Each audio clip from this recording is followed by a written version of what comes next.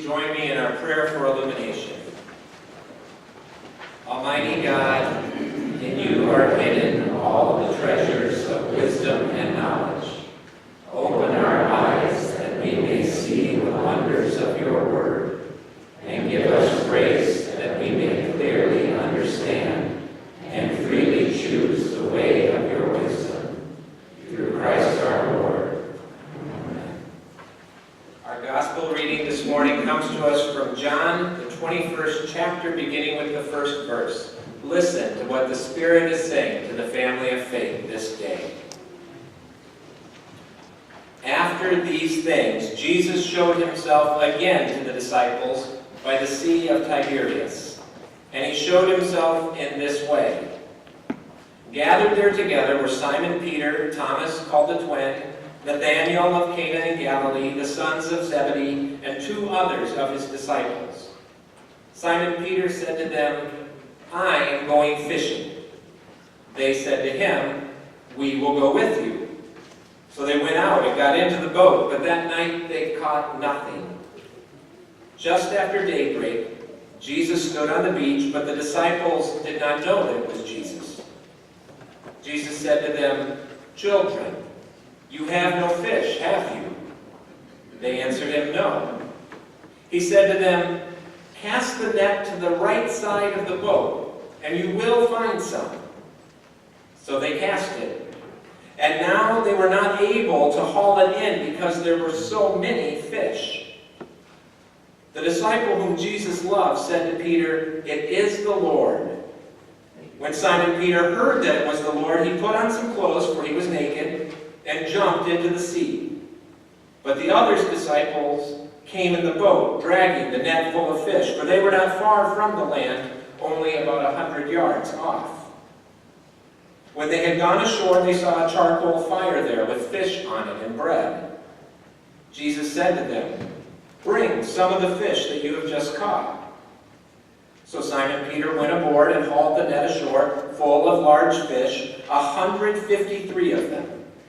And though there were so many, the net was not torn. Jesus said to them, come and have breakfast.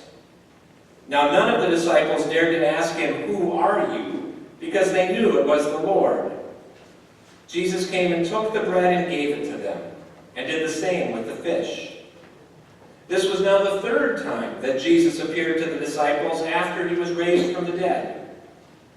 When they had finished breakfast, Jesus said to Simon Peter, Simon, son of John, do you love me more than these? He said to him, yes, Lord, you know that I love you. Jesus said to him, feed my lambs. A second time he said to him, Simon, son of John, do you love me? He said to him, yes, Lord, you know that I love you. Jesus said to him, tend my sheep.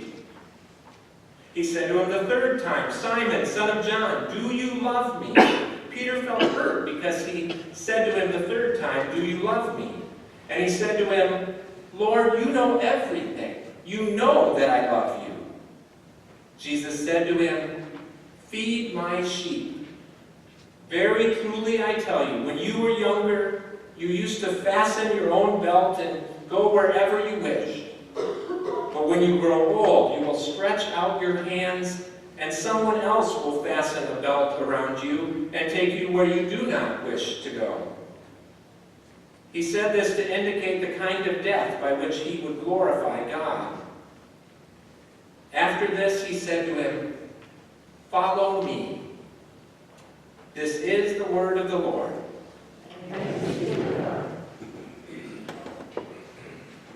It was early in the morning, a chill was in the air, and so they gathered around a charcoal fire that had been made. Now the slaves and the police had made a charcoal fire because it was cold, and they were standing around it and warming themselves. Peter also was standing with them and warming himself. It was early in the morning again, just after daybreak. A presumptive chill was in the air, and so a charcoal fire had been made, both for warmth and to bake bread and cook the fish they caught. When Simon Peter heard that it was the Lord, he put on some clothes, for he was naked, and jumped into the sea. When they had gone ashore, they saw a charcoal fire there, with fish on it and bread. Two very different charcoal fires, under two very different circumstances, just days apart from each other, both involving Peter and his relationship with Jesus. In the first scenario, it is early on Good Friday, and Jesus has been brought from the Garden of Gethsemane to the courtyard of the high priest. While Jesus is being interrogated by Annas and Caiaphas, Peter waits in the courtyard. Now Simon Peter was standing and warming himself. They asked him, "You are not also one of his disciples, are you?" He denied it and said, "I am not." 3 times Peter denies his relationship with Jesus. 3 times. In this morning's passage, the disciples have already encountered the risen Christ twice. Both times behind closed doors at a house where they were meeting together, once without Thomas, and the other time, more famously, with Thomas, where all of his doubts were erased. My Lord and my God. This third time, 3 times, 7 of them are out night fishing together. Simon Peter said to them, "I am going fishing." They said to him, "We will go with you." But they caught nothing. That is, until Jesus shows up, standing on the beach, unrecognizable at first, and tells them to try again, casting their nets over the right side of the boat. So they cast it, and now they were not able to haul it in because there were so many fish. At which point they, or at least the disciple whom Jesus loved, said, "It is the Lord." They have breakfast together. Jesus takes the bread and gives it to them. He takes the fish and does the same. Then he turns to Simon Peter and asks him the question we as disciples, followers of the risen Jesus, must also answer for ourselves. "Simon, son of John, do you love me more than these?" And he responds, "Yes, Lord, you know that I love you." 3 times. 3 times Jesus asks him, gathered around that charcoal fire, "Do you love me?" And this time, instead of denying his relationship with Jesus, he affirms it. "Yes, Lord, you know that I love you." 3 times. And each time Peter responds that he does love Jesus, Jesus tells him what that love should look like. "Feed my lambs. Tend my sheep. Feed my sheep." It is easy to want to reduce this morning's story and the connection between the 2 conversations around their respective charcoal fires into one of forgiveness and reconciliation. That Jesus is offering Peter forgiveness for his denial of him. But Jesus never asked Peter, "Why did you deny me those 3 times?" or tell him that he is forgiven. And Peter certainly never asked Jesus for his forgiveness for his denials. So what is this all about? Now I'm pretty good, very good when it comes to carrying around a lot of guilt and shame, and I choose to think that I am not alone. But I can only imagine the overwhelming emotional and spiritual burden that Peter must be carrying around for his 3 denials the morning of that horrific Friday. Why does Jesus not offer Peter forgiveness? What could Peter possibly need more than Jesus' forgiveness? I would argue that sometimes what we need more than the forgiveness of another person is the inspiration, the blessing to forgive ourselves, and to claim the divine goodness in which we were and are being created, to claim our identities as God's beloved children, beautiful and blessed and co-creators. In which case the scene on the beach becomes not one of what Peter has done, the sins for which he needs to be forgiven, but more importantly about what Peter has been called to do, to become the disciple that Jesus initially saw and called, to feed God's lambs, to tend God's sheep, to jettison the guilt and shame, the fear and self-doubt, and to live into the new life that has been revealed to him through the resurrection. Peter hasn't so much denied who Jesus is, Jesus' identity. He isn't asked, do you believe this man is the Messiah, the King of the Jews, the Son of God? But has denied who he is, who Peter is, in relationship to Jesus. Aren't you one of his disciples? Jesus' question to Peter and to us is not, what have you done this time, this week, you sinful creature that requires my forgiveness? But a very simple, do you love me? And if our answer is yes, you know I love you, you know we love you, then Jesus' answer, Jesus' charge, is to go out into the world and live like it.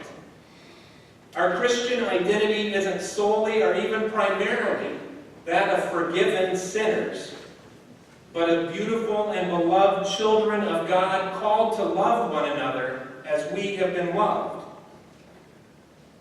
Denying our identity is an all too often reality.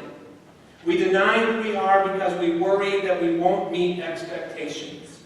We deny who we are because we are afraid to disappoint. We deny who we are because we could be judged, even rejected for that truth. We deny who we are because we do not believe that we will be liked for who we truly are, or that we will be loved for who we truly are. We play it safe around a lot of people in our lives, pretending, and rightly so. Not everyone deserves our truth. Not everyone can be trusted with our truth. And if this is the way we feel with people in our lives, even those closest to us, I suspect the same would be true of our relationship with Jesus. Our first thought about Peter when it comes to the decision he had to make around that first charcoal fire is that he was terrified that what would happen to Jesus would happen to him. Except, of course, that Jesus had yet to be crucified. Maybe Peter was wont to admit his identity because he wasn't ready yet. Not that you ever can be, really. Maybe Peter couldn't affirm his identity because the garden was too fresh in his mind, too painful, too personal. Maybe Peter was not able to say, yes, I am one of his disciples, because he just couldn't believe it himself. I wonder when, not if, we have felt the same way. We just can't imagine that Jesus would commend us with being the good shepherd, good shepherds, when he can no longer be with us. We cannot believe that Jesus would trust us. We cannot believe that Jesus could believe in us. And so Jesus shows up on that shore, hosts a meal one more time, and tells us, I believe in you. I know who you are, and I love you. And yes, you are exactly the disciple I need, the disciple the world needs for God to the world. Friends, you have been called. We have all been called. And by our presence here this morning, I will assume that we have accepted that call to be disciples of Jesus, to follow him. And Jesus' call to us is not one of bow before me and confess your sins, your sinfulness, so that I can forgive you. It is one of loving our brothers and sisters as God loves us, to feed God's lambs and tend God's sheep. Because this is how we show our love for God, by loving one another. You are called to stop identifying yourself by your past, by your mistakes, by your regrets, by the things you haven't done and the things you can't do. To stop thinking of yourself as not being good enough. To stop devaluing yourself, seeing yourself as worthless, or at least to stop seeing everyone else as having greater worth than you. We are being called to serious and important work. Work by which the future of our shared life together in this congregation as well as on this planet depends. And our self-doubts, our fears of criticism and rejection, our excuses actively work against that calling.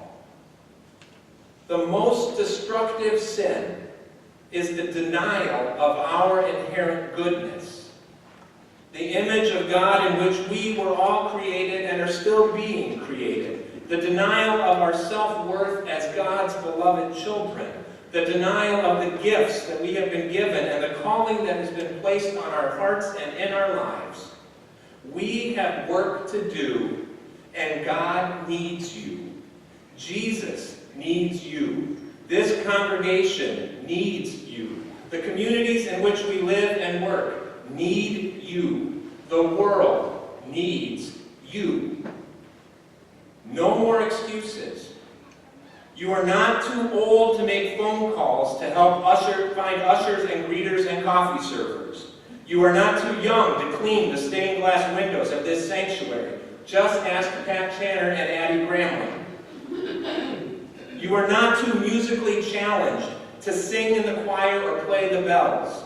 You are not too theologically challenged to teach Sunday school or participate in a study group. You are not too busy to volunteer at Feed My Starving Children or Project Home. No more too anything of a reason not to contribute as an officer or committee member, not to care for one another or serve your brothers and sisters, to not making the world a better place. The world needs you. No more being defined by who you believe you aren't or by what you believe you can't do. Come and live in the light, in the Easter joy of the resurrection. The old is gone, and only the new remains. Do you love Jesus? Do you love God? Then let's go feed God's lambs and tend God's sheep. In the early 1990s, the country of South Africa began the process of bringing an end to the government-sanctioned and enforced system of racial segregation and discrimination known as apartheid. This process would lead to the country's first democratically held elections in 1994. After 27 years of imprisonment, as a result of his mostly nonviolent protest against this unjust system, and after his release from Victor Verster prison in 1990, in 1994, Nelson Mandela was elected and inaugurated as President of South Africa.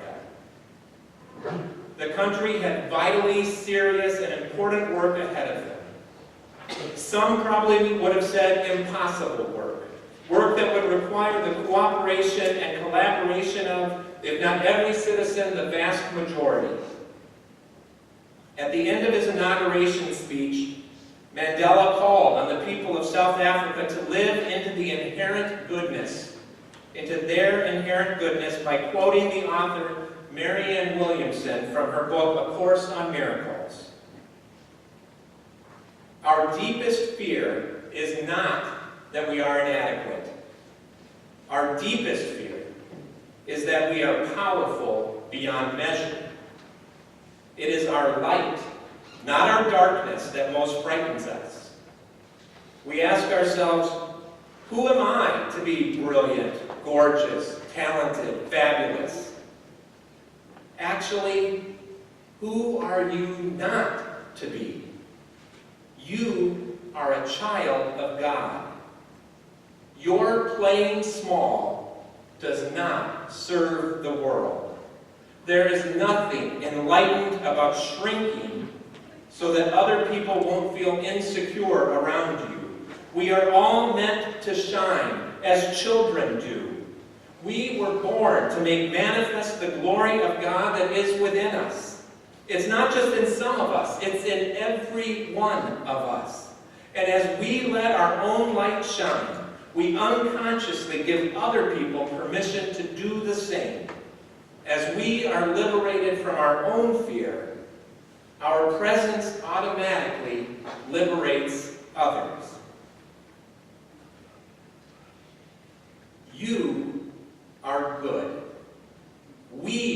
are good. We are powerful. We are of infinite value. You are loved and you are needed. Do you love Jesus?